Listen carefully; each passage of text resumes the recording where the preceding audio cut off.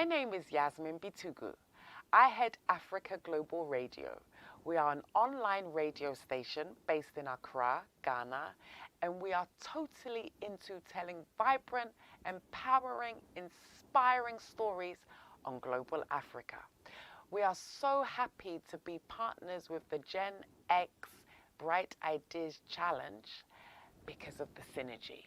We call on all 18 to 30-year-olds across Africa to create, innovate, and be the change you wish to see. Remember, as we say at Africa Global Radio, our story, our growth, our future.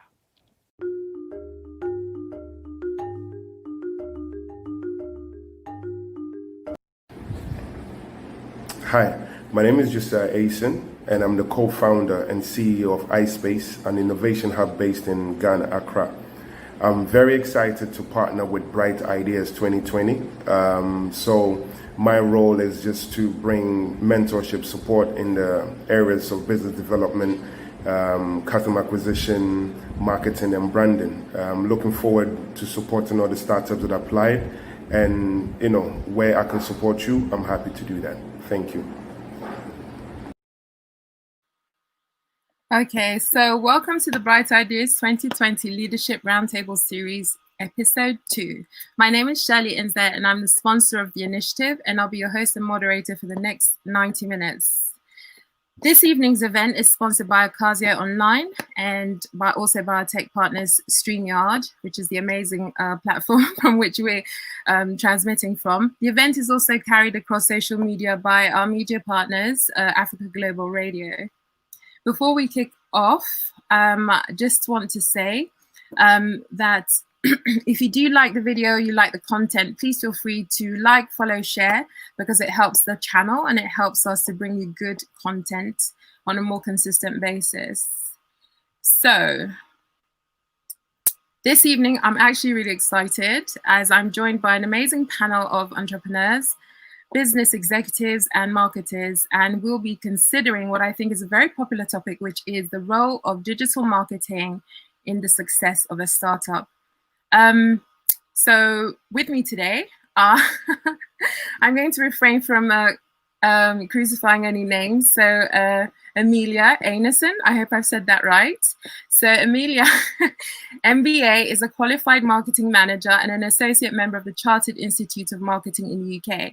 She's also worked with international brands to develop robust and effective brand communications campaigns. Amelia is a two-time TEDx speaker and a host and training consultant. Amelia is currently working as she's currently managing director at Brandison, where she helps brands build a global presence. Amelia brings agency and industry expertise.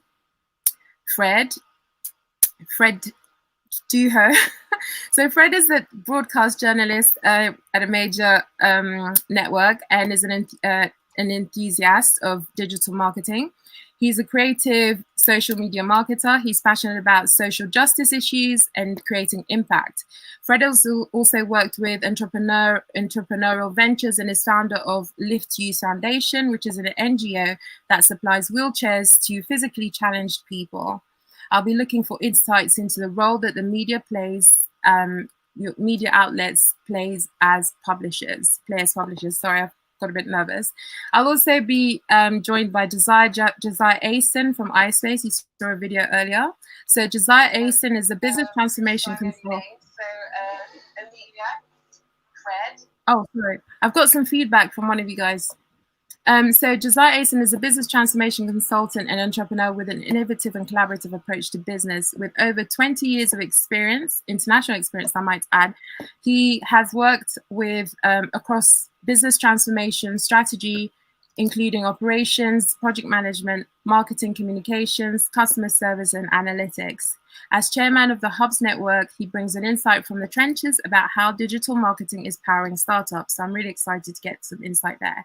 We also have on the panel Kingsley Abraqua, I apologize, to whom I refer to as Ghana's own Bezos.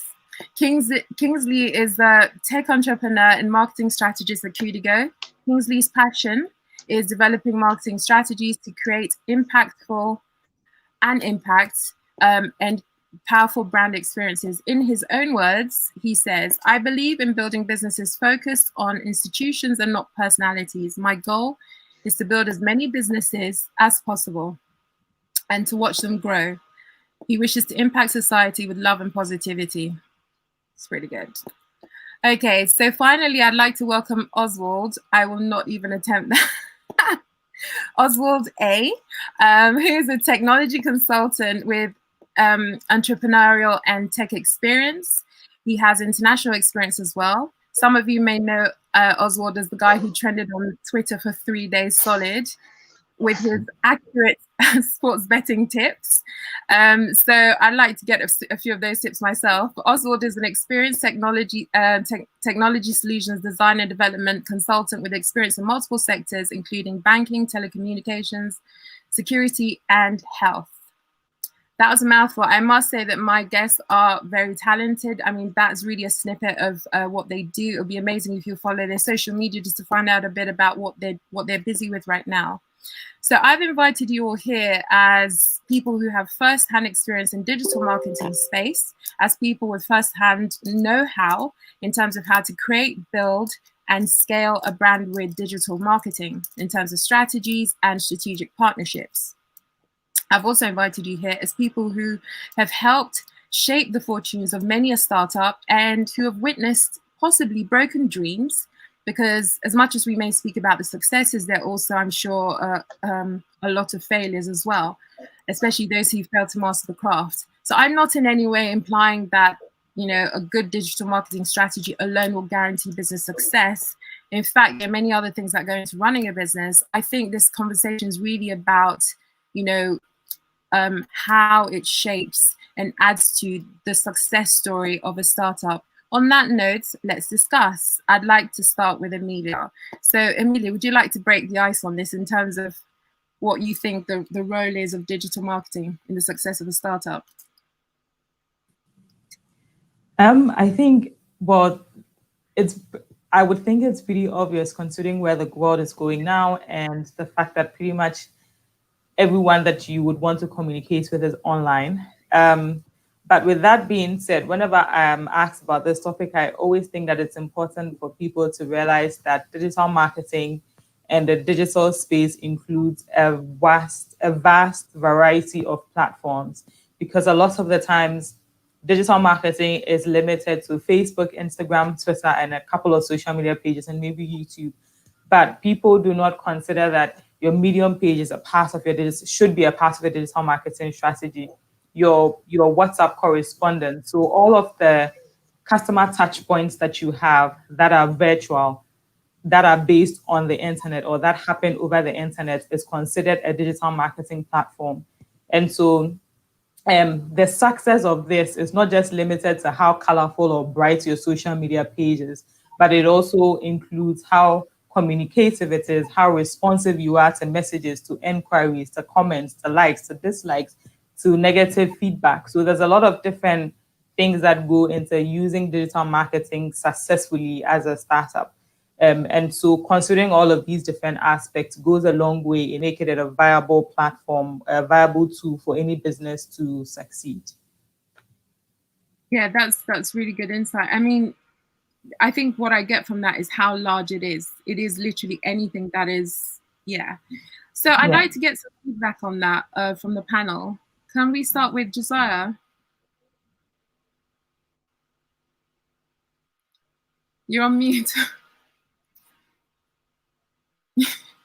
Cool. Can you hear me now? Yes, loud and clear. Okay. So, I mean, I always say, put your customers first, right? So again, the platforms that your customers are already communicating on is what you need to kind of focus on. And again, when we look at startups, we kind of get carried away and then look at whatever is happening in the West. Because when you look at the West, digital platforms is easier to contend with. It's easier to provide content and everything for these platforms. But then when you bring into the context of Africa, again, is very limited, because most of the people that have smartphones will be in the cities, and maybe your customers are not that particular people that you're looking at. And if you're going to create content for that, how much would it cost you? Because most average startups might not afford will not have the revenue or the expenses to kind of go full on when it comes to digital marketing. So we have to be very careful when we trying to push I'll say the gospel of digital marketing, because I mean, it's not optional. It's something that you have to do, but you have to be very strategic around it.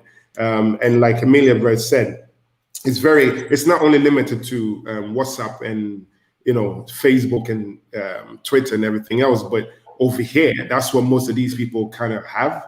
And getting like digital marketers, people that can create content for you, is very expensive. And if you're going to create videos that over 30 seconds, again, it costs data. So all of these things are things that you have to think about the user end. It's not so much about you anymore. It's about the user. And if you create compelling content, but yet they cannot access it because they don't have the right platforms or it's too expensive for them for data, it becomes problematic. So it has to be cost effective for me anyway. Mm-hmm. Yeah, that's really good insight, especially from the local side, because I think maybe this is something where international brands can really consider how they wish to target their people. In terms of this and what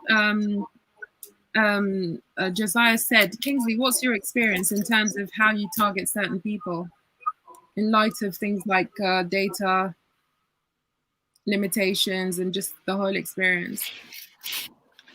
Yeah, hi. Thanks, Shirley. And I agree with Josiah with what he said. I think one of the things that we have learned and had to adapt to is to understand that social media or digital marketing is a means to an end and not an end in itself.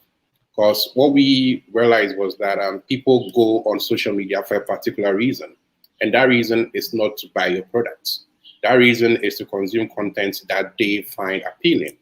So what you now need to figure out to do is how to ensure that as they are consuming that content that fits to their needs, you some way, somehow get into that feed of things and sort of get stuck in their mind so that as and when they want to convert, they have at the back of their mind. So for us, for instance, at Kudigo, we are targeting real people as like retail stores, market women and stuff like that. These people are on social media, but then they are not there to look for a solution to use. They are there because they saw a funny video or they are sharing all those, Bible stuff that our parents do on social media, all that kind of stuff like that. So that is all well and good. At least they are there. So we target our ads in a way that it speaks to something that they are already looking to explore. But then as they are consuming that content, we are like, hey, by the way, I mean, you may lose money in your business because all your products are expiring. So try our app to get on top of that. So that way it connects to something they instantly identify with. And we also sort of understood that they will not convert in the way you want them to convert, but that is fine because you want them to consistently be coming back to your page or your product. And when they want to convert, they convert on their own accord. So not always being in their face like, hey, buy this, buy that, do this, do that, but just sort of letting them trust you as a brand or as an authority on that particular thing, and eventually they will convert. So that's my take on that. Okay, that's great. That's really good because I think what I'd like to say about that is I think you've pretty much highlighted the difference between interruption marketing, which is more like the Facebook experience, as you say, they're interacting with people, versus the search marketing that you get on maybe like a Google, where they're going to look for something to buy, or even an Amazon. So that's really interesting. So let's talk a little bit about interruption marketing. Oswald, since someone's come here for betting tips, tell them to go to your own show. Can you tell me a bit about what that's like? Because you seem to have interrupted the internet a little bit. Do you want to share a bit about that story? So you want the story? Yeah. And also how to do interrupting marketing, like Kingsley said. Because most people are really on the internet to interact with people, and it's getting in their face at the right time. I mean, things like even retargeting, right? I guess, Kingsley, that's something that... Yeah. So most of it has already been said. I think that there's a very huge, big conversation going on. And gone are the days where you have 4 or 5 people in a conversation or people on phone talking. But now there's a very big, endless conversation going on online. And the first thing that you need to realize is that these are people from all walks of life, and all kinds of people are in this place who rarely agree with each other. And so when you are coming into, I like to call it the marketplace. So for me, social media is like a marketplace. It's like going to Makola in Accra. Like that's literally a place like Twitter is literally like Makola Market in Accra. It's like everybody is shouting something concerning a different matter. People are all over the place.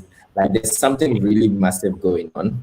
So when you enter into this market, you need to identify the various channels. There are always groupings. Wherever you put human beings in this universe, they would group into smaller groups, and within those groups, there'll be smaller groups and all that. So you first need to identify the community that you want to target, or the community that will be interested in your product or your knowledge or your service. And when you identify that community, you need to get in touch with the community. You shouldn't just appear and start to offer products and service or try to sell things to people. You should first get into the community and start the conversation and belong to the community. Get people to identify and say, oh, I know this person. This person is part of our online community, that our online marketplace. And then when that happens, then you need to tailor your product or your service to the needs of the community, and then tie and get it into the whole conversation flow. So when you are able to get everything into the conversation flow, it kind of just picks up and it moves, and it can just go viral sometimes. I mean, is there a formula to going viral? I would say that there is a formula to going viral, and one of the ways to go viral is just to do something crazy, something unusual that people would be interested in seeing. And we can see it a lot in, especially celebrities use these tactics a lot. They do something crazy, they post something that is not supposed to be out there, and it gets them a lot of attention. And so that's one of the ways in which you can go. And for my experience, I think I've had two different experiences of growth in social media and adoption of I mean, not just my service alone, but like my presence in the community. And so let me use Twitter for example. I joined Twitter in 2010, so it's been about 10 years now. It's been 10 years now actually. And from 2010 till 2019, last year, I grew up to 14,000 followers. So I was kind of like a bit popular on Twitter before the whole betting thing came in. Okay. So people knew me. Like I would meet people on the street and they'll be like, "Are you Oswald on Twitter? Like I follow you and all that." Before even the whole betting thing came to like just take it and blow it out of proportion. So when the betting season came, I remember that I shared, as I said, you need to get into the conversation, and people post their bets. When someone stakes a bet, they post it. People talk about football and all that. So there's an ongoing conversation about sports already. And so when you are part of the community and you're part of the community, you discuss. When you share something, the community, you can get the attention of the community. So I remember on the first day, when I just decided to try some bets, I won and I shared. I wasn't trying to do anything. I usually just share what I'm doing and what's going on and all that. So I shared, and people were like, "Hey, wow, Charlie, tomorrow organize some odds for me." Me too. And I was like, "Okay, no problem."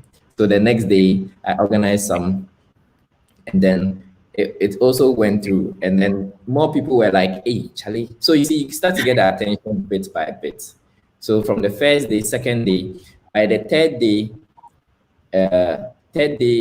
there were about 200 people in my DMs asking me for the odds, 200, 300 people.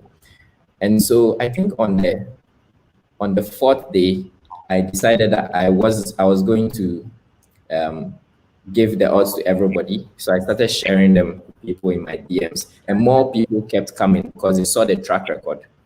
So you see, you join the conversation, you share with the community, and then the community starts to you start to get more attention from the community, and that's how it grows. So people, when I think on the last day I sent it to about 300 people personally on the fourth day, personally in the DMs, and it was really difficult for me to send all of that. So about around 5 p.m., I just dropped it on the timeline, and I was like, look, let me just post this thing publicly, because too many people were asking me, and I didn't want people to miss out if it happened. So on that day, I think there were about 500 people in all who had received those odds and staked them. So when the odds played, I think 4 different slips, which is like very unlikely with so many matches played, everybody was like, this is really strange, and that's what blew it out of proportion. So now you don't just have one person, 2 people, 20 people, or 10 people talking about it. You have 500 people talking about what's happening. And so, as I said, everything is all about the conversation, the ongoing conversation, contributing to it, and riding on top of the conversation, and getting the conversation flow to carry your message out there. So from the 500, it just blew up, and then that was it. Like, so many people saw it. A lot of people started talking about it, and you know the rest of the story. I don't actually, but I'm sure we'll find out. So that it's quite interesting, because that your reputation in that kind of seems to precede you. So I just wanted to come to Fred. So I think, Oswald, you kind of had the experience that I think most people would really like, because I think the whole trending experience, the viral experience, really makes a brand, and I think that's what anyone. I mean, look. To be quite honest, the most popular brand, I don't know, it's not, I probably shouldn't say this, coronavirus, everyone. That's probably the worst thing I could say, but come on, it's true. I mean, that's broken the internet over and over again. Fred, tell us a little bit how, thank you, Oswald. Hi, tell us a little bit about how you help brands, startups, established brands as a publisher, target their people and grow their brands. All right. Thank you very much for having me. I would just dwell on what Oswald has already said. Oswald made one very critical point where he mentioned the fact that you have to really identify the conversation going on and associate yourself with it, and probably also make an impact if the need be. But again, don't forget, there is this thing I call you ought to show some sort of commitment and setting your goals. And then again, when the conversation is ongoing, you just don't contribute, but the impact you make in that conversation is quite critical. I say this because, you see, a number of people want to do the same thing across all the social media handles at the same time.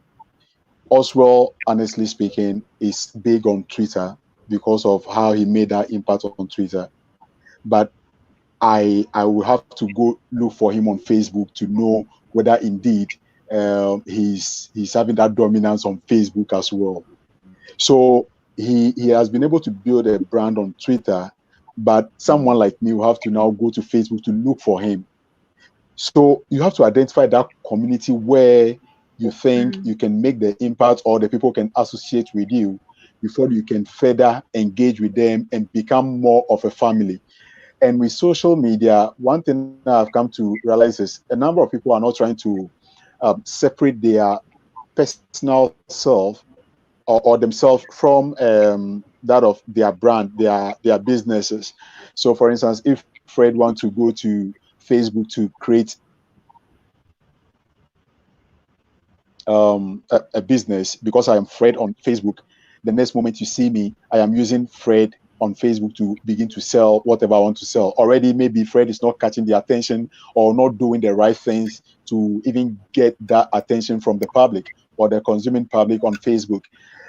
In this case, when you are an SME and you want to venture into this digital marketing, either you identify yourself as a brand, you want to either, that is setting of goals, you either want to push yourself as a brand, or it is some form of sales, something you are into that you want to like push that sales to get a certain number of or certain amount of income or revenue.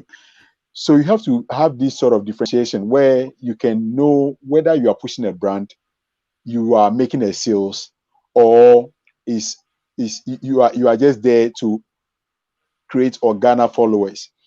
Then again, engagement is quite important. You just don't swim in the conversation without engaging your followers. A number of people on Facebook, I am using Facebook as example because that is where I feel I have my comfort, some sort of the right word isn't coming, but Facebook is where I feel I can also convince a certain kind of following or garner a certain kind of following. But a situation where if I know I go to Twitter, I go to LinkedIn, I'm going to get 2 likes, I'm going to get 1 like, or even in 5 days, nobody's even seen people have seen it, but no comments, nothing else. I shouldn't be wasting my time on Twitter, on LinkedIn, if I know I'm not trying to carve that niche for myself on that platform. Because the more time you waste over there, you can really channel that time to where you think you are trying to gain their attention, where you have that sort of engagement with your followers on that particular platform. Grow that communication so that tomorrow when your name is mentioned, like Oswald, when your name is mentioned, everybody is associating you with the super bets you gave out, and people were, you get what I mean. And like I was saying, they'll get to know that it was on Twitter, it blew and came to the other platforms like Facebook and the others.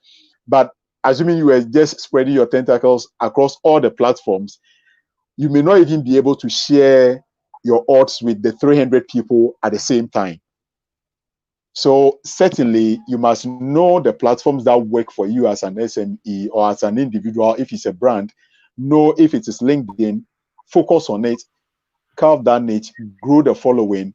If it is Twitter, go there, work on your following, have that continuous conversation with your people. If it is Facebook that works for you better, I think you should concentrate on that particular platform, give the attention it deserves, grow the numbers, and make sure feedback is very, very important.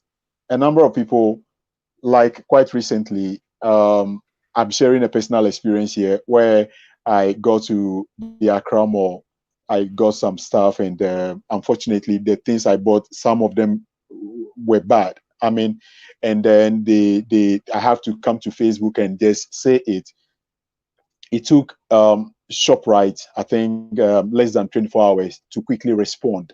So that tells you that the conversation, when you are engaging your people, your followers frequently, they begin to know the direction you are heading towards, your goals. They begin to understand how you are operating your social media account, and they begin to swim in that sort of pool. So I think I'll leave that one here for now. Thank you so much. Emily, you wanted to say something, I think, about that. Yes, so I just wanted to highlight 3 things that over the years I've come to appreciate its value when it comes to communications via the digital space. And that is the brand message, the consistency, and the relevance. So I remember when COVID first struck, for example, on a global level, KFC they paused their finger licking ads, for example. So all of their ads that had finger licking good were paused for a good long while, which is understandable, of course, because during COVID, you do not want to be telling people to be licking your fingers, right? But it was very interesting because around that time, so Brandison, the company that I work with, was doing a study on the way communications was going out during this period. And I remember personally having travel insurance with a company. I had bought travel insurance maybe about a few months before COVID hit. And after COVID struck, I had been trying to get in touch with them to find out what was going on. I hadn't heard from them yet. But then I didn't stumble upon it. I saw an Instagram ad from the company saying that they had canceled travel insurance for the foreseeable future. I hadn't received an email from them. I hadn't received a text message. No one had called me to tell me anything. They had just run a sponsored ad, and I happened to see it. And after that sponsored ad, I've tried to track it down again. It wasn't posted on their social media page. There's been no information whatsoever. So the way in which a lot of brands use social media sometimes is very interesting to me, because first of all, that was the first ad that I saw from that company. To me, as somebody who works with a lot of brands, I would discourage any brand from from making the first communications they send out to the public on this scale to be a negative one. If that was the only ever time I heard about the insurance company, it was to hear that they are canceling insurance. And there was no communications about what's going to happen to those who have paid for insurance. Are you going to get a refund? Can you transfer your policy to another product that they have? There was no communications whatsoever. And I do have a lot of situations where you'd have companies come to Brandon and say, we want to run a full-scale Instagram ad. You have a conversation with them and you realize that the target market that they work with or the people that they are communicating with are people that 90% of them don't have any, they're not on Twitter, they're not on Instagram. You are better off sending them a text message or calling them. Right. And so the match between how brands use digital media, social media, versus the purpose for which they intend to use it, it's critical. Like Fred has said, it's very important to make sure that the communications is relevant to the time and is relevant to the purpose, rather than focusing on, and it's very interesting to me also, because I remember another brand came to us and they were very proud of the fact that they had 50,000 followers, but anytime they put out a new product, they would get maybe one person purchasing through their social media page. And I would say it's quality versus quantity. How many of the people following you are actually the customers that you are targeting? And so if the customers that you are actually targeting aren't the one following you on social media, is social media where you need to be pushing all of your ad spend at the moment? Or do you then need to take another look at how you are engaging your customer on social media? So those are just some of the things that it's important to consider when using social media to generate business and brand awareness for a startup. Yeah, I just wanted to comment on that because you've talked about the cancelling of something. That's quite a major communication, you know what I mean? So one of the topics I wanted to explore is how it's actually changed business. So previously people would do this with emails and phone calls, and now people expect to see it on social media. So yeah, that's really, I think that for people, you know, businesses and startups looking at this, I think the changing expectation for customers is they expect to see what you're saying about certain things on social media. And some brands have actually gone under heat for not saying something. So something to really think about. What would you say are the key drivers of success in terms of getting it right, digital marketing? And I'd like you guys to talk a little bit about who's got it right in your view and what they did to get it right. I'd like to start with Kingsley. Yeah, thanks, Sheila. Sorry, I think so.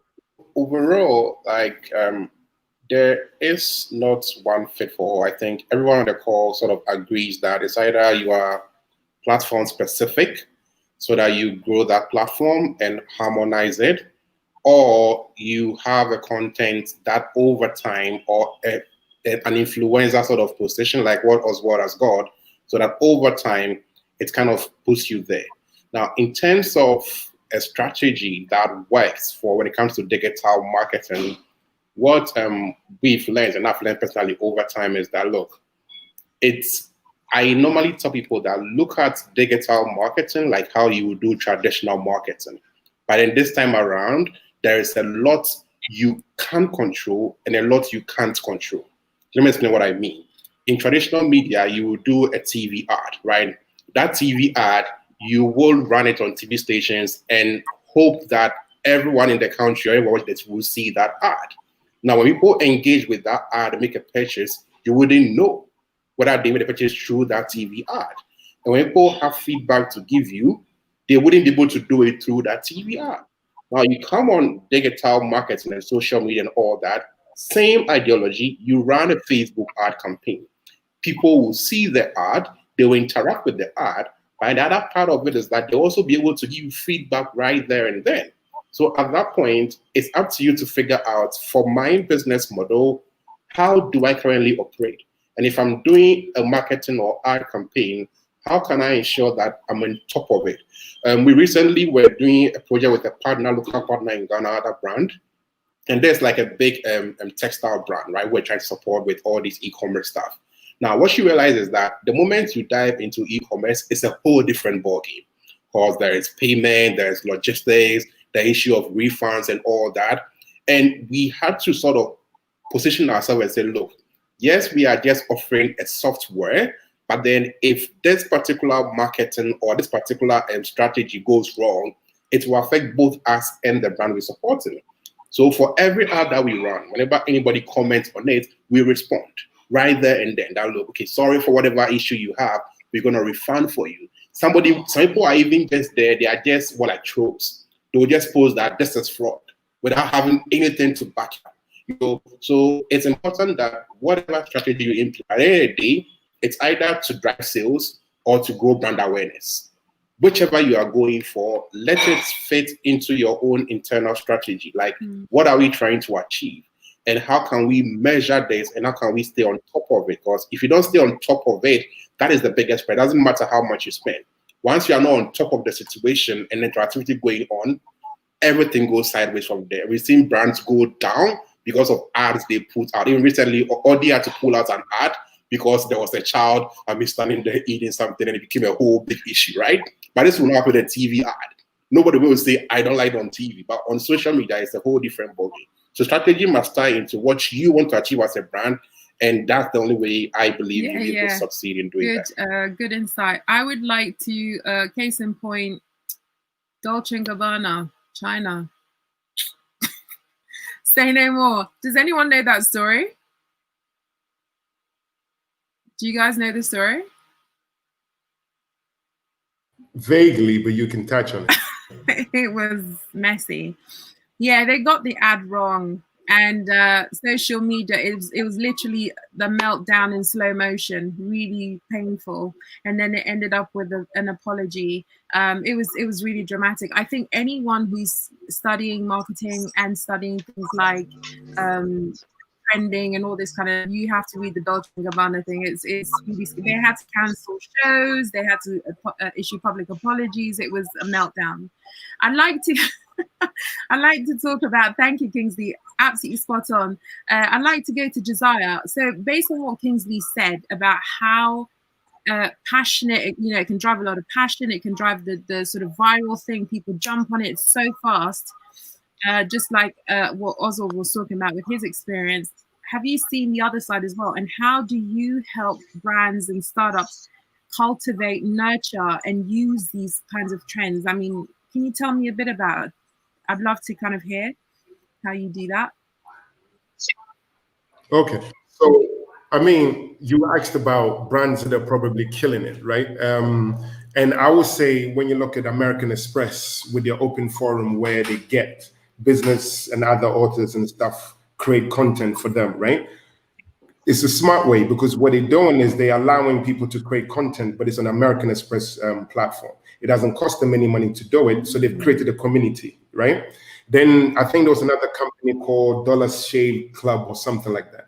What they did was look at how to make shaving fun. So ask like ridiculous questions like, is it okay to pluck your hair and your nose? And is it okay to wash your hands after you pee? And all of those other stuff, right? But what they did is they engaged the community and had fun with it. I think what African brands tend to do is we misunderstand the whole concept of branding, right? Because we've mixed branding and personality as exactly the same thing. And so now what happens is brands they're shackled, right? They don't know how to have fun anymore. They're very serious how they communicate digitally. And it's because digital marketing now is being done by, I would say, the corporate world. The people with the PhDs and everything else are structuring the content in which people need to communicate with. So what happens is when something happens in Ghana, then you go online and people hashtagging, thinking that is, digital marketing. So let's say something with this already thing with Shatawale happened, right? So everybody's talking about it online. Great. Let me just go and say something about my shoes and then tag already. So it's like, oh, that's your strategy? You're not creating content. You just literally riding on somebody else's and thinking that is going to be reflective on yours. So the whole question is, are you creating, because for me, when I talk to startups, my whole question to them is, if you're creating brand awareness for the sake of just creating brand awareness, that's great. or are you doing it for customer acquisition? So you have to have a reason why you're doing something, right? If this is brand awareness and everybody needs to see that you're there and everything else, then fine, tag yourself with the popular hashtags that is happening in the movement and everything else. But if it's customer acquisition, like I think couple of the panelists touched on it, know who your customers are, right? Why are you even creating that content in the first place? And then engage them. What do you want them to do? Do you want them to purchase something from you? Do you want them to give you feedback?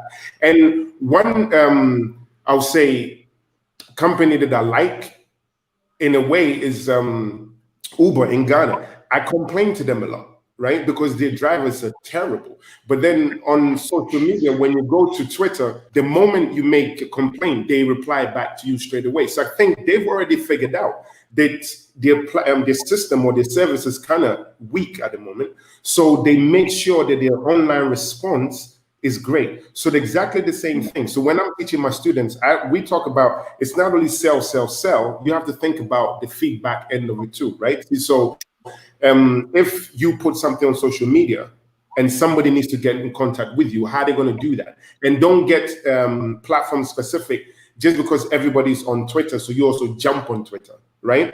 If you're selling shoes, you have no business on Twitter. You should be on Instagram because that's what people want to see, the shoes and everything else. If you're doing intellectual content, don't be on Facebook, be on Twitter because that's where the engagement is, right? And do not employ the same social media guy that is working for Vodafone to also be tweeting for you, because chances are he's got like 10 different accounts, right? So creating content for you is not in their best interest. So you need consistency. So don't do it just because everybody's doing it. Put a budget together. If you can afford to tweet 3 times a week, make it relevant, make it compelling. It's okay. Don't tweet 5 times a week just because everybody's doing it when you don't have the money for it.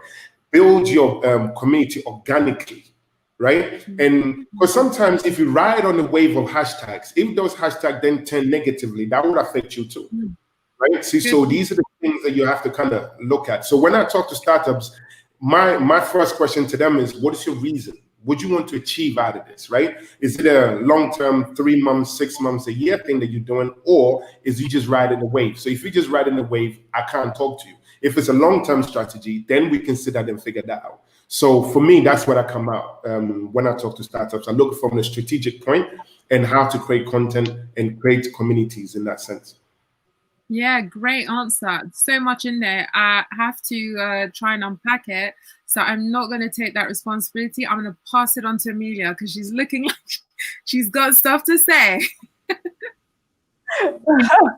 I'm going to try and keep it short and sweet. But to answer your question about social media pages that I admire, so there's been quite a few times when I've had strategy sessions with clients. And yes, the very popular ones like the Ubers pop up. But then one of the pages that I follow that I love is the National Geographic channel. And it is not big and fancy. There's not like super curated content. They haven't taken months and months to do these cute little intricate puzzles and tiles that you would see on, you know, the more trendy social media pages. But National Geographic has 140 some odd million followers, maybe 147, maybe the last time I checked, I don't know. And it's pictures. And they know that the people who are following the National Geographic are people who just want to see the world vicariously through all of these photographers and all of these people who are doing amazing things. And it is pictures of dogs and cats and of amazing buildings and of architecture and of art and of poetry. And it's just such an eclectic mix of content, but all of these content is relevant to the brand and is relevant to their purpose. And it's not a big fuss. And you would compare, so if you ask a millennial, and you would think that a social media page like Vogue or Vogue Fashion on Instagram would have more followers than a boring old stuffy page like National Geographic. But National Geographic has maybe 3, 4, 5 times the number of followers that Vogue and all of these brands that are supposed to be the in things have. So it's so important to understand, like Josiah is saying, the mission and the purpose and speak to that. The fancy and the big and bright is important, and we all like to have social media pages that have all these cool and intricate things going on. sometimes it is so simple. And there are times when I've seen the National Geographic go blank for a while, but it is just, the posts are so simple, but they speak so truly to who they know their target audience to be that it works. And so it's just the brand message and that consistency. So sticking with the message. So you're not dilly-dallying from speaking about a very political issue today to being all of a sudden conservative tomorrow and we don't want to talk about it. And those fluctuations of brand message is deciding who you are and what you are, sticking to that brand message and speaking when it matters most. And I think you do okay. Yeah, no, that's great. Great advice, great point. I'd like to acknowledge some of the comments coming through. So it's all, yeah, I think Josiah's pulled in a few fans. Thank you so much. Thank you, Emily. I'd like to hear from Oswald and Fred on that, actually, because you make such a good point, Emily. Okay. I love. Yeah, sorry, go ahead, Fred. So let me touch on two quick things. One, don't try to be everything on social media. Yeah. Don't try. You have to carve that niche for yourself and focus on that niche and make sure you satisfy it to the latter. Then again, this critical one is about creating time. Social media is about time. If you know you can do it every day, if it is twice in a week, stick to your twice in a week. If it's going to be once a week, stick to it and be consistent. You don't have to, like today, because this one is trending, you want to just hop onto it and just be part of the train. And when it vanishes, you are also dying off. No, just concentrate. Timing is one thing. You being enthusiastic and passionate about social media is one thing that is critical. You know, when you're an SME, you don't have the resources probably to hire the services of a professional. But certainly, if you want to do it yourself, like Josiah is saying, selling of shoes, if you want to post the shoes, variety of them, you can do it maybe twice, once a week. If it's going to take you like 3 times a week, do it. But whoever comes to comment on such ad, make sure you engage that person further. Yeah. You just don't leave the person hanging. You just don't allow the person to be like, because one thing that is becoming more of me, honestly, I'm becoming bored with a number of SMEs on especially Facebook who are selling suits, who are selling shoes. I've been calling some of them for days now. Some won't respond. And when you go under this post and you are like, how much is it? Before I even trying to ask how much is it, I have gone to count the number of comments that are asking how much is it. And all this, how much is it? None of them have got a response. So why should I add my how much is it? Because I'm going to waste my time. So it's basically they tell you to go into their DMs though. They don't answer the question straight away. They tell you to enter the DM. Sometimes come to the DM and you wonder if you are really selling. You are really selling to a targeted audience, and you know that this targeted audience would be able to afford a 200 Ghana shoe. Why would you just put it there that this shoe is 200 Ghana cedis? Whoever can afford it and can buy it, the person will quickly come to your DM. Please deliver size 48, size 42, size so and so to my office or to my home, and the person pays you off with a delivery. But a situation where you say come to the DM, and you see a number of these guys. And most unfortunately, they do not have shops. So they are like online SMEs. And these online SMEs, just to give them this info, government or the tax collectors will soon strategize and start coming after them. So if you're not making any sales on this platform, and already we don't even know how much your things are costing. And for instance, if GRA should just see all those things line up, that you are selling a shoe for 200 Ghana cedis and they are coming for 20 cedis out of it. Meanwhile, you've not sold anything, then what are you doing on that platform? You see, so if you will stick to creating time is the thing. Create the time for yourself that if you are socially enthusiastic like me, you can be doing it every day. For me, I manage a number of accounts for a number of people, but I am always on Facebook, because I feel that is where I can concentrate and do whatever I want to do. And Facebook, if I know I can create fun, I will create fun. If I want to get serious, I'll get serious. And if I realize I do a professional work, like for instance, my reports, because I'm a journalist, if I do a report and I realize I want a category of people to see it, I go to LinkedIn and Twitter and post it and leave. Whether they come to like it or not, I just tag the people who are the main stakeholders in that report and I leave. I want the stakeholders just to see it. Those stakeholders won't come to Facebook. So basically, SMEs should create time and make sure this time they create, they should be consistent with the time. If it's going to be twice a week that you post your items, do it twice a week and moderate. And whoever comes to comment, and they also to follow Stoneboy and Shatawale, because mostly when they post their individual stuff, you know, they have their own large followings. But there was this particular day that I know both of them would post the same thing, and almost they did it like 5 minutes apart when that they were having that their grudge. And when you go to analyze them, you will realize that Stoneboy was trying to engage some of the people. Shatawale will also do, but not as. So you see, you all have your following, but if you know you are dealing with a brand management and propelling a brand to a certain height, know and study how the brand works. How you have to push a brand is different from how to sell something to get profits out of it.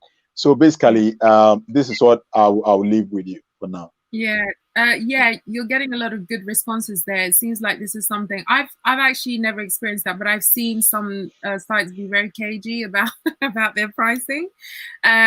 Oswald, just want to get back to you on that one. In terms of, do you have anything to add to that? Yeah, I mean, most of the points have been made. If there's something that I'm going to add, I'm going to talk about a brand I've noticed does it really well here in Ghana is Fanyogo Ghana.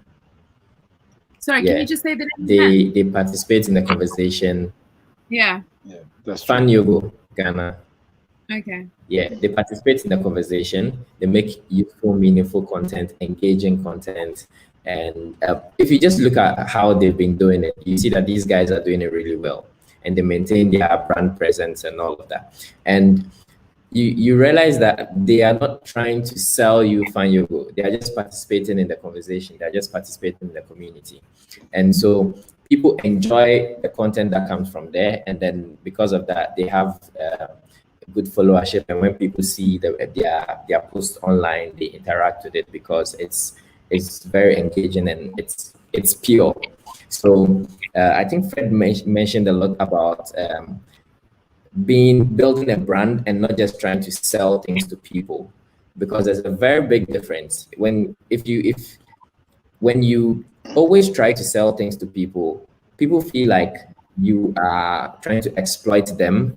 You are not genuine, and they don't feel your presence. You are just there to get something from them, and no one wants to feel like they are just a tool for you to make more money or something. So brands that don't go that way, you realize that they have a lot of followership. And talking about followership, people come online and they just want to get followers immediately. It's something that you need to build. And when somebody says that they want to follow your brand or your platform, or anybody, or as a person, if someone says they are following you, they are making a commitment. They are saying that I like what the content that comes from this page, and I want to see more of it. So whatever content that you are putting out there, if you want to lock people in to get followers, you need to create content that will let people make that statement about your brand, to say, I like the content that comes from here, and I want to commit to getting more of that. I want to see more of that. When I open my app, I want to see more content from this page. That's what makes people actually follow you. So it's about being genuine, authentic, being present, not trying to sell anything to anyone. Those things translate to sales in the near future, because you build a brand awareness. Whenever someone thinks, oh, I want to buy shoes, or I want to buy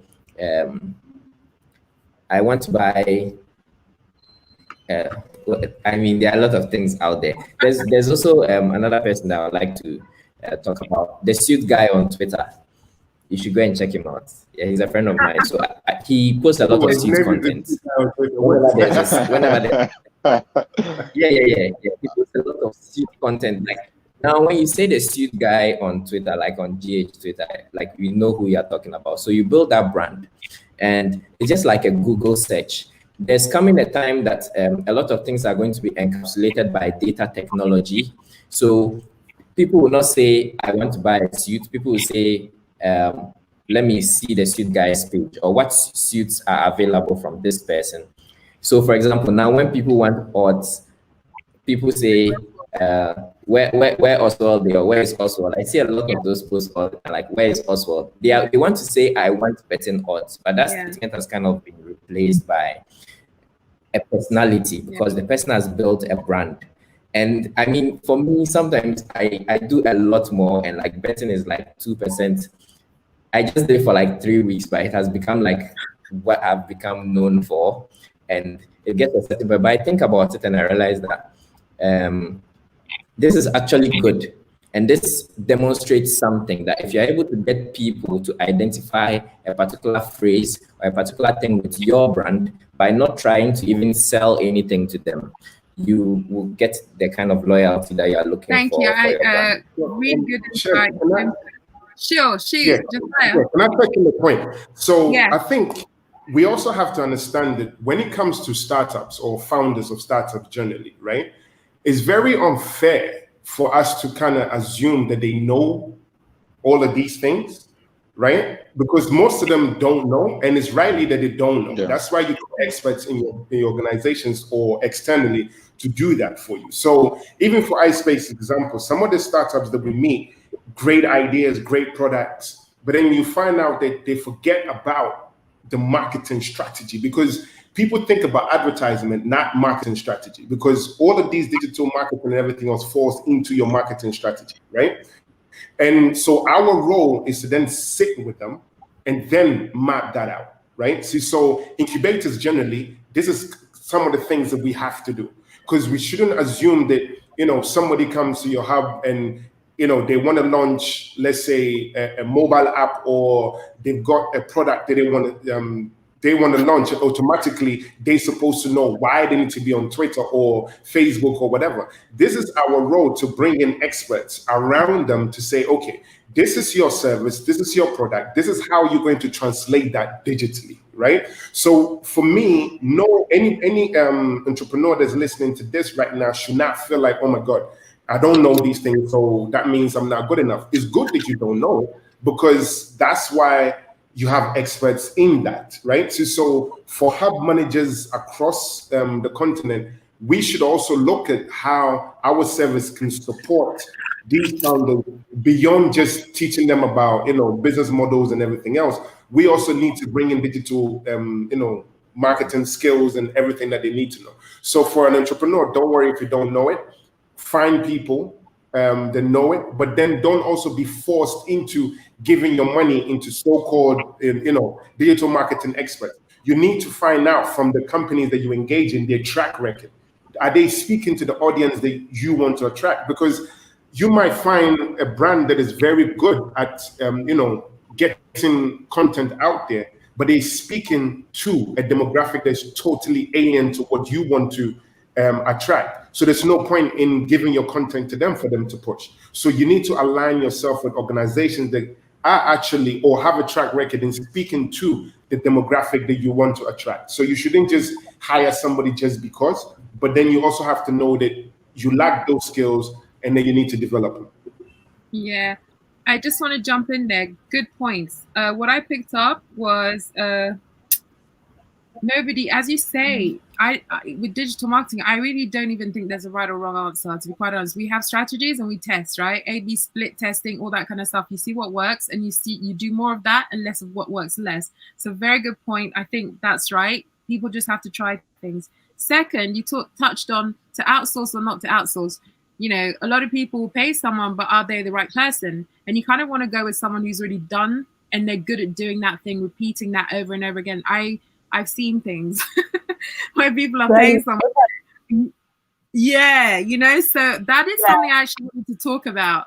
And the other thing is, you talked about, again, influencers. So you're using people partners. You might consider an influencer. You see a huge number, 2 million. Oh my goodness. And then they post and it's like 1 like from the mum. That is not a good thing. So that's another, right? It's not good. You're wasting money, probably on even the wrong niche, you know what I mean? So where do we unpack this? I'd like to push this out. Who wants to pick up the first thing about testing, ABC, that kind of stuff?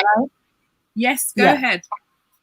So I just wanted to touch on, just because I co-founded an agency and we do digital marketing, I feel like Josiah is throwing a bit of shade at us. So I feel like I should just speak a little. Hey, yes, I know. I feel like I should just speak a little bit about that. But not to speak on behalf of all agencies. But one of the things and I have worked with a lot of larger agencies, and I know some of the challenges that come with this. And so one of the things at Brandon, one of the products that we had developed was an integrated solution where we help the businesses to develop the strategy, identify what kind of content they should put out, and then do retraining sessions with their in-house communications or marketing team so that they can roll it themselves, to reduce the situation where you have to constantly pay monthly retainers for us to manage your digital marketing. Because a lot of the times, it's not that they don't have the team or the capacity to execute it. They've just not been able to develop a strategy and create some direction to get to where they want to get to. So it's more of helping them to define the roadmap and to work out the kinks and to get there. That being said, for a lot of startups who do not have this luxury, there are a lot of free tools like later.com or like Preview that will help you to do little things like preparing your social media posts ahead of time so that you don't forget to wish your fellow Ghanaians a happy Easter. If that is something that is important to you. Right. So I think it's also important for startups to remember that there are so many tools out there that will help you to develop a stronger social media presence. They will help you to test your messaging. They will help you to schedule your posts. They will even help you to do things like SEO. So you know that you need to tweak your caption a little bit to drive the point home. So explore some of these free alternatives that are available to you and stop hating on agencies, Josiah.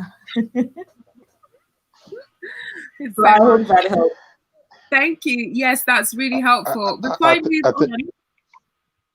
who's that? Yeah, I think what she mentioned was the social media calendar. So you ought to have a calendar where you have to plan ahead so that nothing escapes you for you to now start biting your fingers that, oh, had I known, I would have done this. No, you must have a social media calendar. You know that Independence Day is coming. What are you selling that when you tailor a message around Independence Day, it will resonate well with the people. You know your loyal customers. What will you do for them on their special days? Even a common SMS or even celebrating them on your page would actually get that customer to come back again. So create a social media calendar where you fix in everything you want to do throughout the year on that calendar, and you are cool to go. Great. Yeah, I absolutely agree. Kingsley, I'd like to come to you. Got some comment? Yeah, so I think, Amelia, nobody is attacking agencies. You guys just charge too much money, so they're always wary of you guys. But I think one other thing that I've come to appreciate is that with social media or with digital marketing, it comes down to two things: content and conversion. So by content, what I mean is, it's not just about, you guys are talking about it's Father's Day, it's Independence Day and all that. All that is well and good and jolly. But then everyone else is posting Happy Father's Day, Happy Father's Day, Happy Father's Day. Meanwhile, no one is happy. You get it? No one out there is happy. So really, what you need to understand as a brand is that, look, you need to be able to really sit down and plan the content. Don't just go and design a banner that says Happy Father's Day and just be part of the millions of people there being there. Like, think through the content. What should the content achieve for your users? Whether it's brand awareness, whether it's product buying, the content must be planned out. And you shouldn't do it in the spur of the moment. This is where the content calendar comes in. You shouldn't just jump Monday morning, oh, oops, I need to now post. I need to go and post. and then the next day you post at 6 p.m. Then they post at 2 p.m. No, have a day, plan your content, automate all of. Like I said, there are so many tools out there. You can automate everything and just go to sleep, and then it will post for you. And then the last thing for me is conversion. Your digital marketing must not always end on social media. What we try to do is that we believe that most of the things we offer are things that people go on Google to search for it. But then Google PPC ads do not sort of are not as cheap as Facebook ads, or that sort of convert like Facebook ads have got. So what we do is write a lot of blog posts, and then we tie those blog posts to our social media posting, and we just put like a teaser there for you. So that thing starts on social media, but it ends where we want them to end. So you decide that, look, if I'm posting something, where do I want this user to go? Should they stay on my page and keep liking the post I've put there? Or should it be such that they can now go to a page? And if you want them to convert, then clickbait comes in. I'm not saying go and put a headline that says somebody will die tomorrow, and then they have to click it. No, that is bad clickbaiting. But then you should have a clip that sort of speaks to your content.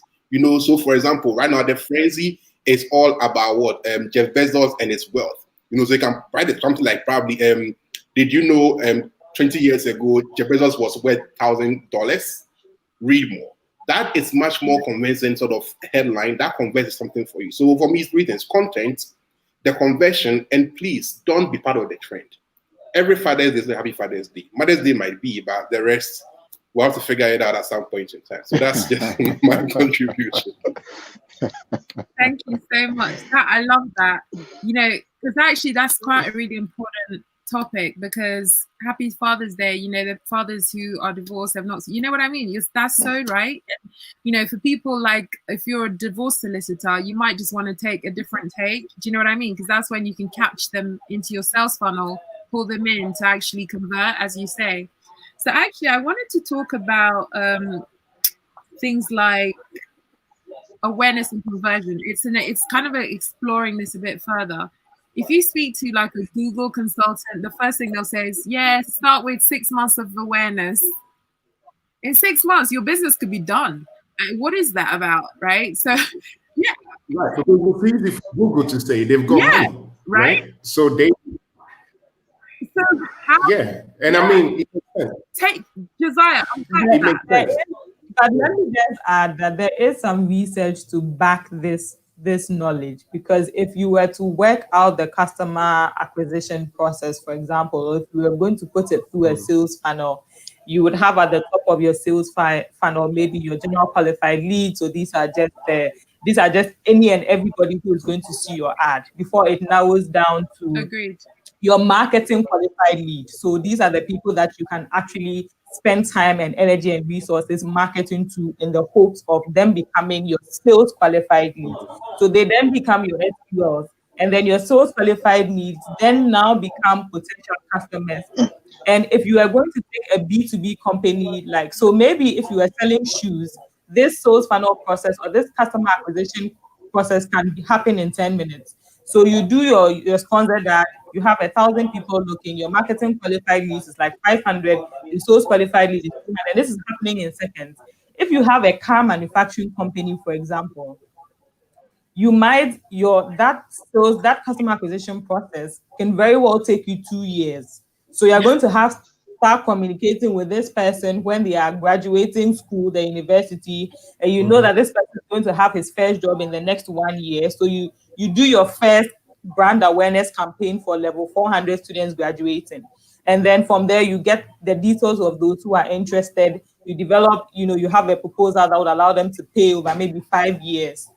This person is going to have a job in the next 1 year. So that process, from the first communication to the time this person actually buys the car, it can be about 3 years. So when a Google consultant says to you that you need 6 months of brand awareness, he is talking about the actual time would take for somebody who has never heard about your brand. So this isn't somebody who knows about you and already has references to go and compare with.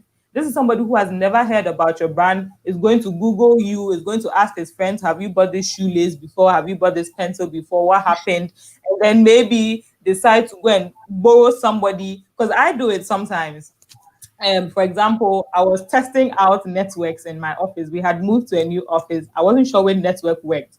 So before I went to buy a modem, I called my friends and I got a Vodafone modem, an MTN modem, a Glow modem, and an Airtel modem. I brought them all to the office and tested them all out before I decided which one I wanted to buy. Right. And that process, so between the time I walked into an MTN office and the time I went back to say MTN to buy it, it was maybe about 4 months of testing and of comparing prices and of all of that. So there is actually a proven timetable that it will take on average for a customer to go from hearing about you to purchasing. That said, of course, Google may be trying to elongate the process a little for their, for monetary purposes, but it is important, and especially for startups, we will tell them on average when we do, for example, I've seen, Josiah, you've done this, when you do your customer persona, how long does it take your average customer to go from hearing about you to buying? So what is your sales process?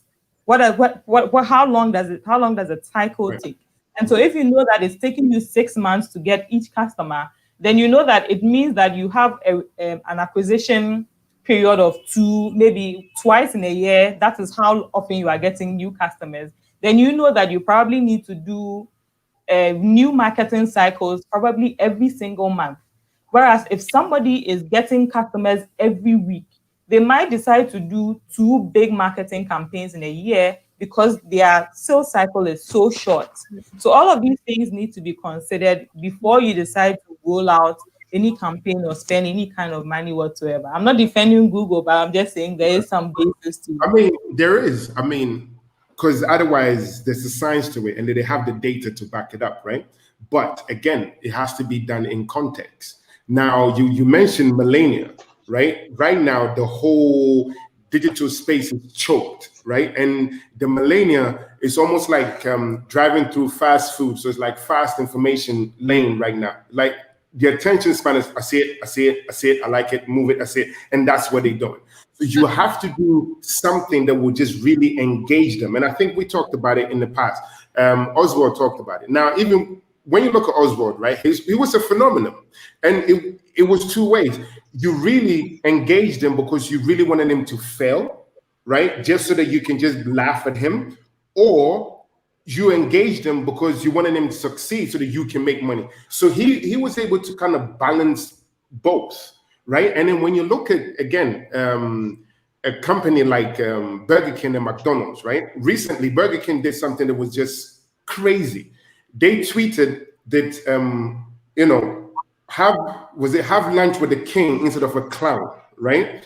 And by just doing that, sets off a whole conversation, right? They have a strategy of doing that.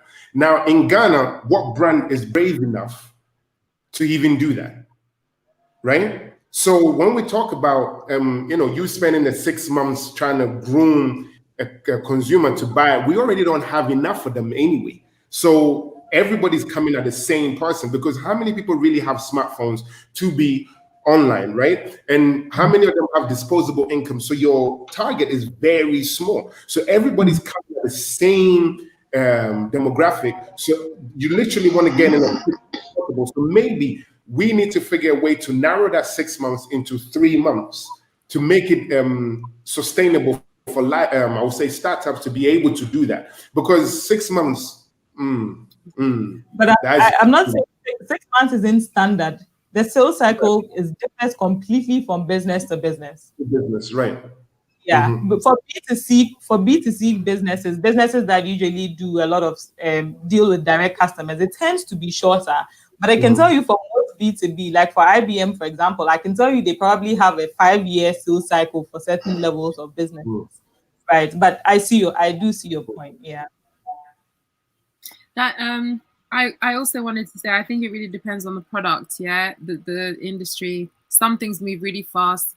If we're talking big ticket items, luxury, definitely. And that is where we talk about things like social proof, because I think, Amelia, you mentioned something about getting some sort of experience-based thing, you know what I mean? That's kind of really important. But I do feel that any business, because I hear business people talking about social media, and what I want to hear a business person is say social media marketing. It's a completely different thing. Just like Kingsley says, you want to pull them into your sales funnel to take action, whether it's to sign up to a mailing list or whether it's just to, get pixeled so you can keep, delivering the content to them. Yeah, exactly. Great stuff. Do you guys want to say something else? Because I wanted to talk about the awareness conversion topic to paid and organic. Now, in my view, I'd just like to kick this off. Paid organic, I think that a lot of businesses go in and they start looking at paid, and that's great because you're gonna have to jump in there somehow, right? With good targeting, you pay, you get your keywords, you pay the odds, you bid.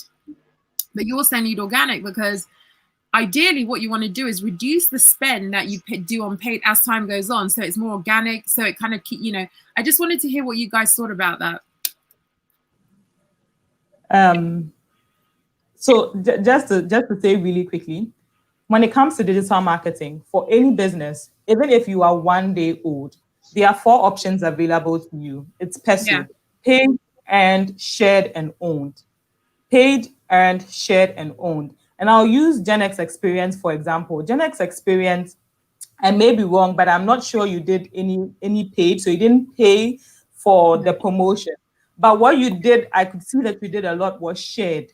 So you leverage on the networks of partners. You reached out to iSpace. iSpace did a promotional video, and iSpace reached out to their networks. And then you reached out to Africa Global Radio. And so you found people who share a similar vision, pulled them in, and then leveraged on their networks, their connections, their followers to generate additional leads for the program that you are running. So there's the paid version where we all do you pay, there's shared where you lean on other people's networks, and then there's owned. As a business, you can start a Medium page today and no one's going to charge you. You can start Twitter, you can do what? There are so many platforms that you can use. You can just use Eventbrite to generate leads. You can go on Eventbrite, create a free webinar based on your subject knowledge expertise. People are going to sign up to that webinar, and immediately it is Eventbrite is a conscientious effort. You need to give Eventbrite your email address to sign up for the event. So anyone who is signing up for going through the hassle of typing in their email address knows the value that your business is bringing to them. So immediately that is an entire list of qualified leads that you can start targeting and communicating with for your business. So it's important to look beyond the standard paid and consider all of the different options that are available to you. That being said, you may not always have a solid network to reach out to when you are starting, and you may have to pay for certain benefits, but do a network map. You'll be surprised what happens if you do a network map. You go on your WhatsApp and you see who you have connections with. You go on LinkedIn and you see who you have connections with. And you just start reaching out to them and say, can you please share this post on your social media page? Or can you please put this on your WhatsApp status? And don't forget, when you are sharing content, make it easy to be found. I can tell you how many flyers I've received.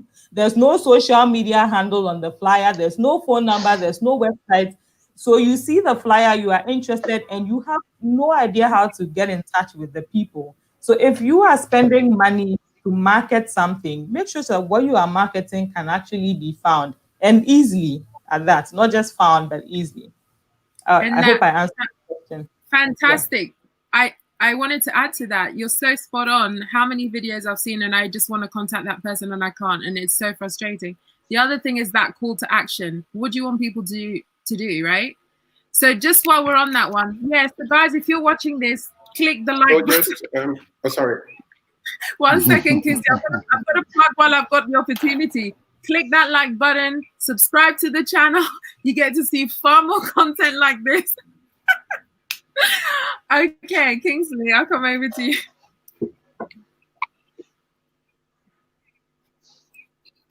Yeah, so just to follow back on what Amelia was saying. So I think it's important that for a startup or for any business, when you decide to go into digital marketing, you should understand that nothing good comes cheap, right? So yes, organic growth is great. But then if you are paying for growth, that money you are paying should have a direct return on investment. Yeah. So again, I'll use our business as an example. So what we do, we have a mobile app that we offer to retail businesses. Now, for us, a conversion is not somebody downloading our app. A conversion is first downloading the app, creating an account, and setting up your store. It's only at that point that you become useful to us as a business. Now, we realize that when we run Facebook ads, targeted Facebook app in-store ads, our conversion, our cost per conversion into that entire, which is a really good. I spend $1,000 on Facebook ads. I'm getting exactly this coming out of it. That one is highly measurable. I know what is going, I know what is coming out. But then if you are just spending just for spending, when you're trying to get page likes and all those things, right, I guess to a point, their growth stagnates, right? It gets to a point, you are paying, but it's not growing anymore because Facebook, too, in their own wisdom, want to also control the system. So they'll see that this guy is trying to overpay and try to, a media company. They want content to be in there, not just people liking it. Yeah. So what I'm trying to say is, it's good to pay, but then the paying that you're paying should have a clear conversion metric. Absolutely. And if that is not your, whether it's conversion to your website, conversion to sign up, and you should be able to track that. So don't just set up an ad and run it. Integrate Facebook pixels into your ad so that as somebody clicks on that ad, you can actually see, okay, did that particular just bounce? Because at the end of the day, everybody say, well, I have 1,000 impressions, I have 50,000 impressions, I have 10,000 clicks. Did they actually convert? Absolutely. You don't know. So use the tools that Facebook has built in, tie it into your application, and make sure that if you're paying, it's converting for you. That way you can measure your return on investment. Bingo. That is excellent. I wanted to get into things like KPIs, the tools, because at the end of the day, you say Facebook has got the insights, Instagram has got insights, Google Analytics, it's got the maddest insights ever. And if anyone can go in there and get lost this weekend, right? So that is basically where I want to come to. Yeah, exactly. We're going to move on to that. So I don't want to scare anyone listening off, but what would you say are I would say the top 5 key metrics that you look at, and where do you find this? Fred, do you want to start? Yeah, so basically with Facebook, for instance, on a page, you should be able to go to the page. For instance, I'm just quickly trying to go through this page to see how it works for you. So when you go to the page, at least the headings over there where you can find the, I don't know whether you want to do it for the page itself or for the individual post, but for what I know, generating or working with an organic mode for me comes at a cost where more of self-commitment. You've committed yourself personally to generate your followers organically. That really comes with some sort of benefit where you have to now go to pay for an ad or for followers to come to your post. It's one thing critically, you see, like Kingsley said, you have to really do them.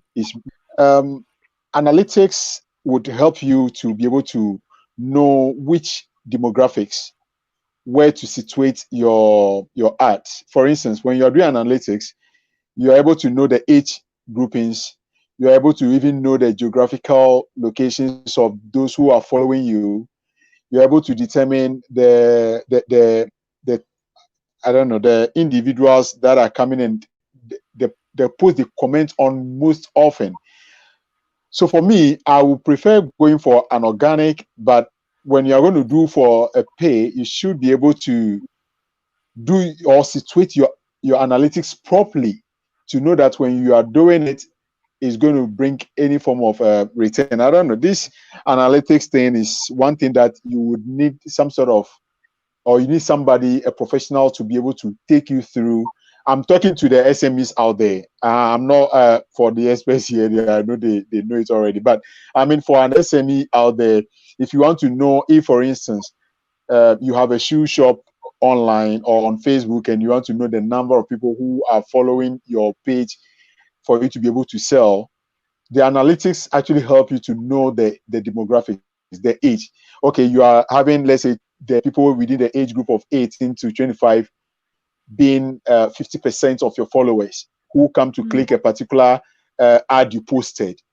You are able to know that indeed these are the number of people in this age category that will be able to what, buy my items. So in essence, anytime you're going to do any ad, before you pay for it, go to the analytics, select the age group to fit properly, so that you just don't spread it for it to go waste. Honestly, people will come, see it, cherish it, like it, but it won't translate to the money you are looking for. So it is better you do the analytics proper, get somebody to even get the analytics done for you to even know the age demographics, know if the people who are following you, a chunk of them are from Tema, from La Paz, from Achimota. Then you can now select properly and tailor your ad towards those demographics to make or generate that a impact. Yes, I'm really sad because 90 minutes has gone so fast, and there's so much. When you talk about digital marketing, and literally you can talk about tools. I mean, Emily touched on that. I loved numbers, so I love reports, all that kind of stuff, the automation. Fred, that was really, true. And I'm just wondering, does anyone want to add on to that? Because I almost wanted to talk a bit about tools as well, for those who just want to take a look at the free tools and how they can get started and what they can learn and stuff like that. Does anyone want to say something more on the kind of like the what Fred just talked, or should we talk a little bit about tools? Just because, yeah. Yeah, I'll just add really quickly. For startups, when I first started with, and I'm a little lazy with technology. I have to make a conscious effort to learn about it. And I always tell new founders that take a deep breath. And sometimes the way you measure your conversions can be as simple as attaching a code to every advert you put out. So if you put out an advert at Christmas, don't make it a blanket promotion where when people call your call center girls or when somebody calls your reception, you can't track that you got this customer because of the ad that you put on Facebook. So just attach, if you are sending out flyers to your friends, so if you are using shared media as a way to generate leads, put a different code on the flyers that you send to your friends and put a different code on the flyer that you put on your Facebook. That way you can know that, you know what, when I spent $50 on Facebook for 1 week, I got 10 leads. But when I shared my flyers to my circle of friends, the 500 people that I have in my WhatsApp group, I got 200 people, or I got 100 people. So you are better off spending money buying credit and sharing it on WhatsApp to your friends than spending the money on Facebook. So there are ways to work around. So because Facebook analytics, embedding pixels, building a landing page, and even with pixels, for example, or even with some of the analytics, they measure the end page. So not even your landing, not your home page on your website, but they are measuring the thank you page after people have registered and have gone through the process. It can get a little complex. So start doing little things like putting codes or putting numbers, or if you're saying it's 20% off, you have to use this code. That way you can actually track which platforms are generating the leads for you, which methods are generating the leads, and which ones you need to focus your energies on and where you need to scale back a little bit. And I think just using those little things in the beginning will go a long way in helping you to define your strategy and where you need to put in more energy. Thank you for that. I see, Josiah, did you want to say something? Oh no, I'm just agreeing with everything that she's saying. Actually, I'm gonna ambush her for her to run a workshop on using social media for your business. So I'm just in awe with everything she's saying. So yeah, carry on. Yeah, listen, this is really, I'm gonna have to drag you guys back. Not next week, but we'll have to have another session where, because there's so much. In terms of tools though, quick fire round tools. Kingsley, what's your favorite tool?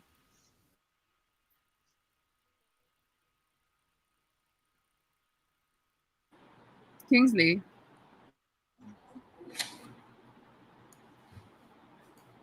Oh, I think you're on mute. Kingsley? Oh, there might be. Might cost you anything. Oh, yeah. Sorry. I don't know if it's me, the connection. No, okay. Were you able to hear him, guys? Okay. No. Yeah, because last week. Is it better now? Yes, you're back. Okay, so I was saying that my latest favorite tool is Canva. And I want to encourage everyone on this call that, guys, like, it won't cost you anything. You don't need to be a creative person. Just get Canva. Like, for me, I have no creativity in my mind. Zero creativity. Like, I don't know how to design nothing. You know, like, it's my biggest headache. But with Canva, when I make a post, you'll be like, wow, he's an awesome animator. I didn't do nothing. So look, get tools like Canva to ensure that your social media postings are very rich in terms of color, texture, content, everything, right? And if it works for you, pay for it. But if it's that good, I'm not saying it's replacing a need for a designer, but then it's fixing a gap for a startup at your starting phase, right? You need to do it right from the very beginning. So don't just go and start with some amateurish, posting and later say, now a big brand, I'm going to do it better. No. Get an app like Canva and use it well. So that once you become a big person and you hire Emilia, she will have an easy way to grow your brand and how to come in and do all your postings. Oh my gosh. Thank you. I think Canva gets, I use Canva all the time. Emilia, I'd love to hear what you love to use. Tools. So 2 tools for me, we use Later a lot. Later is a social media scheduling platform that will allow you to schedule your social media. And I like it because you can put on your Twitter, your LinkedIn, and your Facebook, schedule your post, and then it will automate it for you.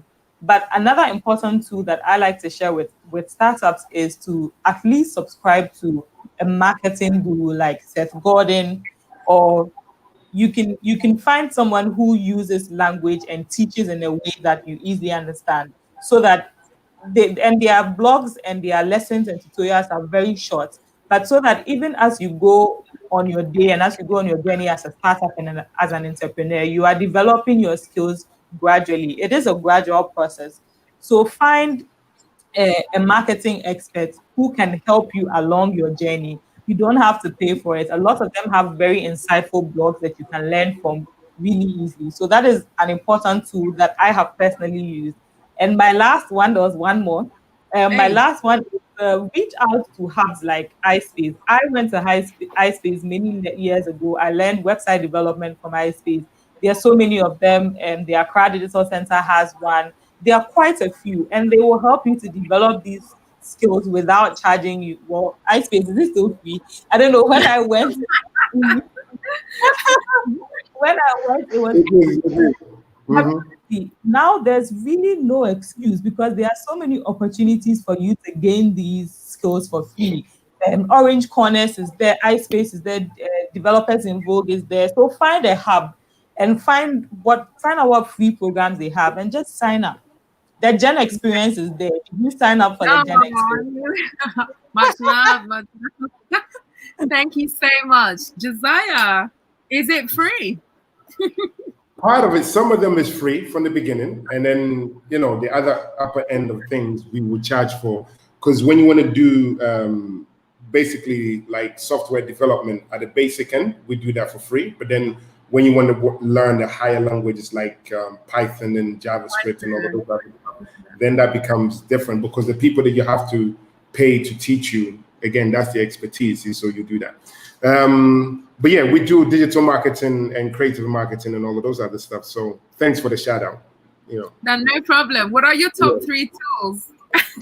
So I will give you there's one called Proof.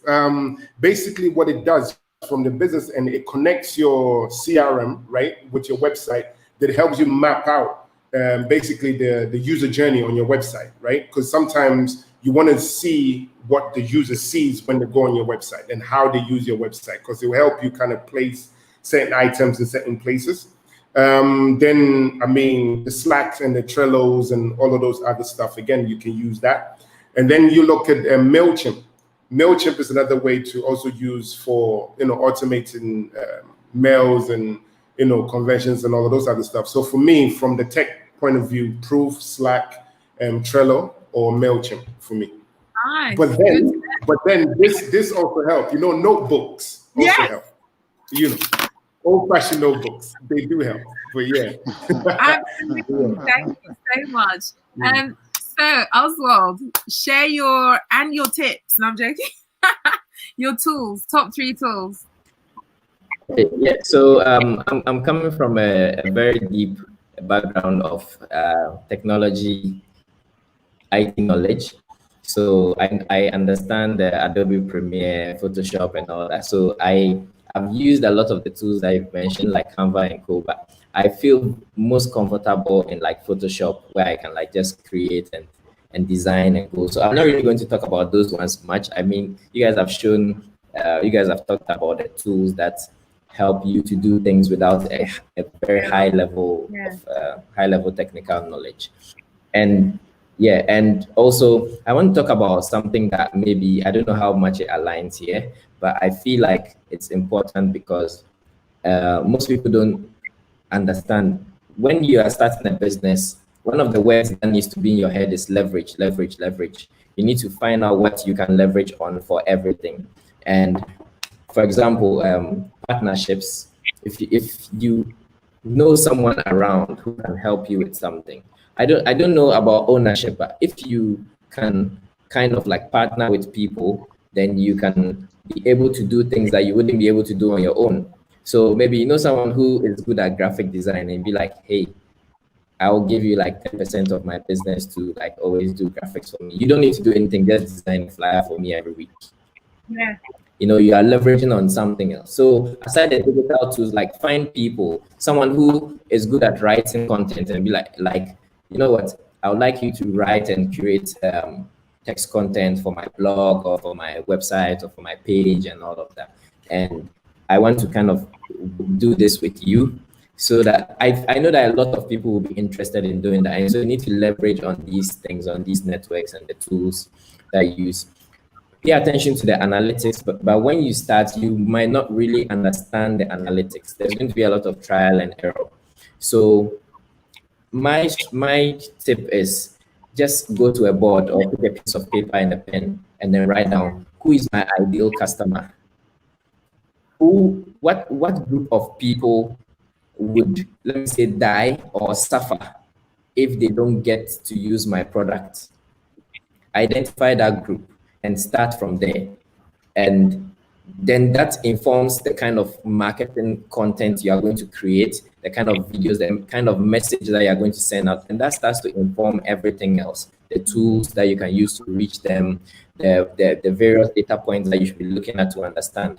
When you define your ideal customer or your customer to whom your product or your service is critical, is crucial for their survival or something else, then you can now it starts to inform a lot of the other things that you'll be doing. And leverage partnerships. I mean, through partnerships, you can do so much. You can achieve so much, but sometimes founders want to carry everything on their heads. And I think when it comes to ownership and all that as well, people want to own everything. I mean, you can do great things with more people. I mean, if you want to go far, go with more people. Find people who have skills that you know that you need consistently in your business. Work out an agreement with them and define something. You can say, like Emilia mentioned with the codes, if you can create a marketing campaign with a code, someone who has like 100,000 or 50,000 followers on Twitter. You say, look, I'm going to give you this, anyone who buys with this code, you get this amount of money. Find a way to connect with people and then use platforms and tools and skills that I don't have. And remember that everybody wants something. So everybody who has something wants something. Find a way to find a mutually beneficial point for both of you, and then you are gone. Mostly you can find these among your friends and people that you went to school with, or you are in school with, amongst others. So leverage, that's the one word. Just Thank leverage. you so much. And Fred, let me come to you for your top 3 tools. I'll go with Canva. Canva has been mentioned. We have Google Trends there, and we have Buffer Publish. We have Buffer Reply. A number of them are there, but already our SME people are trying hard to find their fit.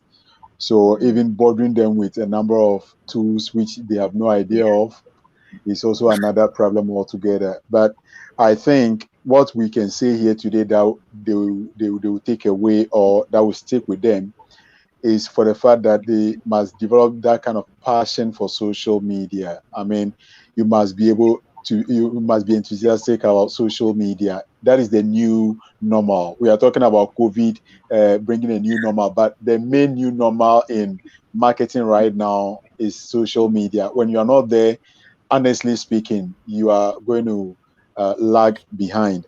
Then again, my advice to not to only SMEs, we're talking to only SMEs, but I think even the bigger problem lies with the bigger organizations themselves, because they are not even leading any way for the smaller firms to copy or to even follow after.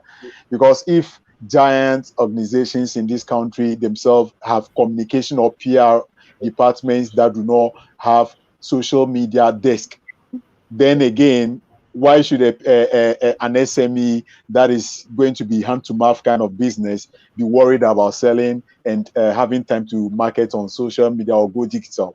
So I think it must come from, I mean, the giant companies in this country must lead the way. They must get their social media outfit or desk very active. They must be able to recruit very professional individuals out there.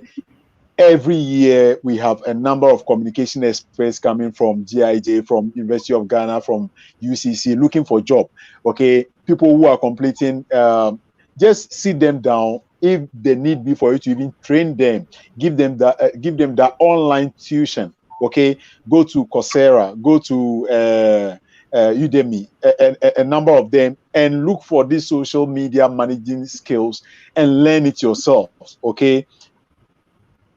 YouTube. Thank you, Fred. I wanted to say, And actually, sorry.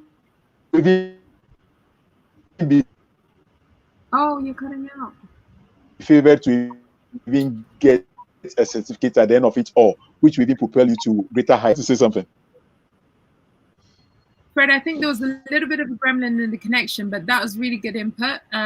So yeah, really important to keep continuing the development, keep learning. The algorithms change regularly, like things happen all the time. So yeah, really, I do want to throw in one tool that I absolutely love, which is SEMrush. I love it because I can spy on everyone. And I love spying on people. It's got excellent analytics. It's analytics you can kind of action straight away. It's not just, people say it's expensive, but I think it's really cheap because it does content marketing. You can see the type of content that's doing well, the key hashtags that are doing well. It's a poster as well. It's amazing. Guys, check it out. So listen, sadly, I mean, I could continue, but I think I need to respect the name again. Yeah, let me put it out. The name again. I'll give you. I'll post it out. Yeah, SEMrush. I love it. It's so good. SEMrush. It's my secret, but well, you've got to share, haven't you? So yeah. The thing about partnering, I do have to say that Gen X had nothing a few weeks ago. I think it's 7 weeks we launched. There was nothing. So partnering is super, super important. And I just do want to say to all the partners who have believed in me and in the cause as well, including yourself as well, Amelia. I really appreciate that trust. Do you know what I mean? Because I think that we've got some synergies in terms of what we're trying to do, and there's no way one person can do that alone. So yeah, I absolutely agree with you, Oswald. We definitely need to partner. Right. So I'd like to close this session. Are there any closing comments? First of all, before we go, I'm going to put you all on the spot. I'm inviting you back. You can't say no. Like, I've really enjoyed the conversation. I always feel there wasn't enough time because there's so much to unpack and talk about. I wanted to talk about even how to select. If you're looking for someone, how do you select someone to work for you when you don't know what to gauge, what to check for? You know, analytics is just data. How do you turn that data into information, right? So, you know, there's so much to unpack. I think what I'm going to do, I'm just going to not annoy you. So I'm going to try and close the session. But please, I'd love it if you guys came back. It's been a really good chat. I will just end quickly. Emily, closing comments. Give me quick fire. Take a deep breath. It's okay if you're feeling a bit overwhelmed with everything that you're hearing. Sit down, understand what it is you want to do and how you want to communicate, and then reach out to someone. Try to find some help. Yeah. Has the Gen X applications closed? Yes. Oh, that's unfortunate. That I know. Well, call desire, drive by iSpace. Oh, to the Brandon offices. We do offer, so Brandon does offer pro bono support services to startups. You have to be an impact business or business with a social mission. But do send us an email and we'll see how we can also support. Oh, thank you. That is so sweet. I'm sure the candidates are going to be. Let me just check the comments now. I'm sure they're going. Great. Yes. Yeah. So hopefully we can also help. Yeah, we get. Thank you, Emily. Lovely. I'm so glad, because again, partnership, it's how we met anyway. So I'm super happy just to have you here today. Josiah, quick fire comments, closing comments. For me, like Emily just said, just know why you're doing what it is that you're doing. Stay in your lane, but keep your eye on your competition. And then kind of know what is trending, but don't fall into it, right? Stay in your lane, focus on what it is that you want to achieve, and then use the tools that are available. Even if you can afford it, look for cheaper options. Great. And then okay, Oswald. Yeah. Closing comment. So, you already mentioned what I wanted to say, but let me just add that. Go for it. Let me just add that there's so much out there when you start out. There's so much to learn. You need to learn about engaging customers. You need to learn about your product, find the product market fit, tune in your product to get the best out of it, finding people that you can work with and put your stuff out there. There's so much that you learn. I mean, for me, I spend like half of my day learning. Like almost every day, my second monitor is playing like YouTube videos from like business leaders where I'm just like learning things from like morning till evening, learning new stuff. And so there's so much out there. I think you need to see it as a journey instead, and don't feel any pressure to achieve too much now. Set small goals that you can achieve. Don't feel too much pressure to achieve things that are beyond your scope immediately, and just enjoy the ride for the beginning. It's about trial and error. Absolutely. Be ready to fail, embrace failure, don't be afraid. And finally, when you find something that you are really good at, avoid being all over the place and just focus on that. Focus on your strength and build, and allow other people to handle the places where you are weak, so that you can just drill down. You know, the lower the surface area, the higher the pressure, or I don't know if it's even correct. Yeah. So the more you know about something, the deeper you are in that thing. Sharpen yourself, but you can't sharpen yourself across the board. So you need to work with people. Try to find people who fill in your weaknesses. It's difficult to fix your weaknesses than to expand and dive deeper into your strengths. So just find a strategic way of working with people, enjoy the ride, and then hopefully you'll be able to make it. Yeah, thank you. No, that's really great. That's one of our hashtags, which is partner for prosperity. I always trip over that prosperity. So yes, absolutely spot on. Fred, what would you like to say? Closing comment. Just a quick one. You should be passionate about social media. That is the new normal.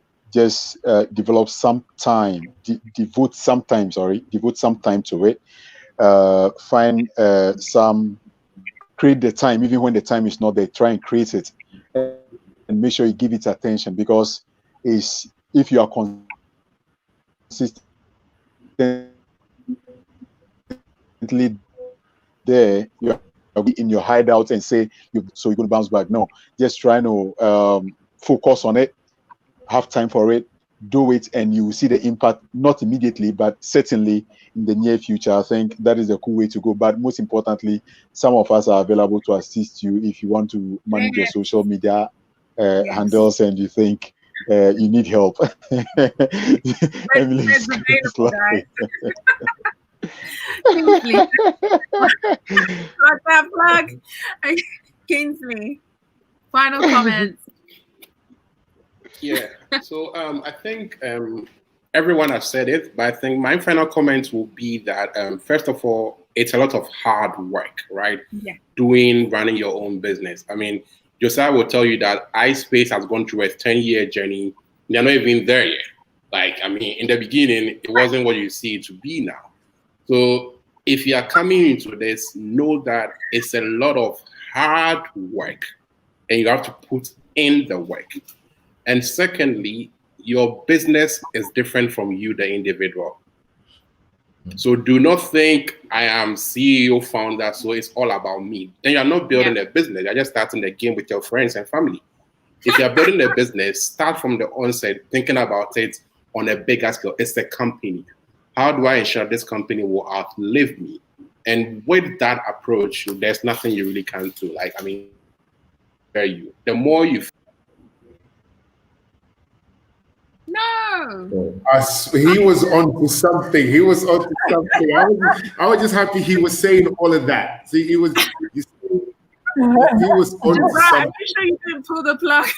No, I really wanted him to say all of that because people needed to hear about the hard work, right? We push this agenda of smart work, forgetting that hard work is what you use to build foundations. Absolutely. Right? He was on to something, but you know, the gods of millennia had to pull the plug on. But you carry on. Oh man, this has been so much fun. I just want to thank you all for coming today. You gave up your Sunday to have a chat with me and to help give some insights to our candidates. Thank you so much. They've showed up with great numbers, a lot of engagement, a lot of talking, a lot of appreciation and love for you. So thank you, thank you, thank you. I like to watch you guys watching. Thank you also for giving up part of your Sunday and for making time to watch the sessions. As I said before, you know, this is something that I'd like to continue. Actually, the roundtable kind of started, and it's something that I think I'd like to continue because I think that there's a lot of information to be shared, especially from people who've done this before. I mean, this whole thing about hard work, people have no clue. They've never run a business before. It's like, yeah, I'll do it my part-time. A business is not a logo. A business is not a mission statement. No, it is. It's really tough. You've got to focus, and I think that this is the realization. I've got to whoop some ass, right? Whoops. This is not a child's channel. Okay, I'm allowed. So yes, thank you so much, and I would, yeah, I'd like to invite you back. But thank you so much for your time. All of you have a fantastic Sunday, and hopefully you'll be back for the next session. Thank you, guys. Bye. Thank you too. Bye-bye. It's been great insight.